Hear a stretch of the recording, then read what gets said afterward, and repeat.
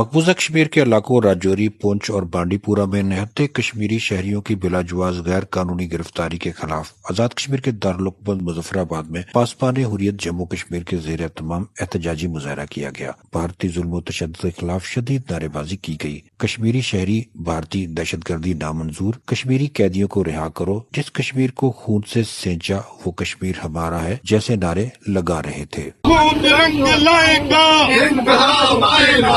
یہ بھارت کی جو دہشت گرد فوج ہے مقبوضہ جموں و کشمیر کے اندر، اس نے پونچھ، راجوری اور بانڈی پورہ سے نہتے مظلوم، محکوم، بے بس نوجوانوں کو گرفتار کر کے عقوبت خانوں میں لے گئی ہے۔ ان کی جان کو خطرہ ہے۔ ہم انسانی حقوق کی تنظیموں سے اپیل کرتے ہیں وہ فی الفور نوٹس لے، اقدامات اٹھائے تاکہ ان کی رہائی ممکن ہو سکے۔ اس سے پہلے بھی بہت سارے نوجوانوں کو گرفتار کر کے انکاؤنٹر میں شہید کیا گیا ہے۔ نریندر مودی کی گورنمنٹ جو غیر انسانی اقدامات کر رہی ہے، آئے روز مسلمانوں کے ساتھ ظلم و تشدد اور پونچھ اور راجوری کے اندر نہتے نوجوانوں کو گرفتار کرنا غیر انسانی اقدام ہے۔ ہم اس کی بھرپور مذمت کرتے ہیں۔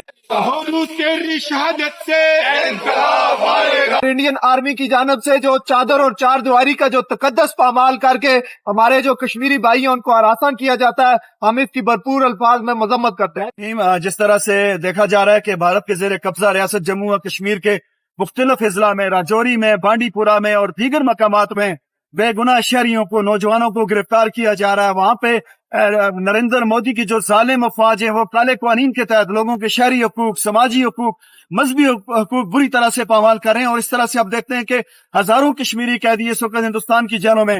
تو اس احتجاج کے ذریعے ہم دنیا کو یہ کہنا چاہتے ہیں ریاست جموں و کشمیر کے اوپر جبراً قابض جو بھارتی حکومت ہے اس کو ان غیر انسانی اقدامات سے روکے اور کشمیر کے لوگوں کو اپنے سیاسی مستقبل کا فیصلہ کرنے کے لیے آزادانہ طور پہ موقع دے۔ کشمیر ہمارا چھوڑو، ہم تیری شہادت سے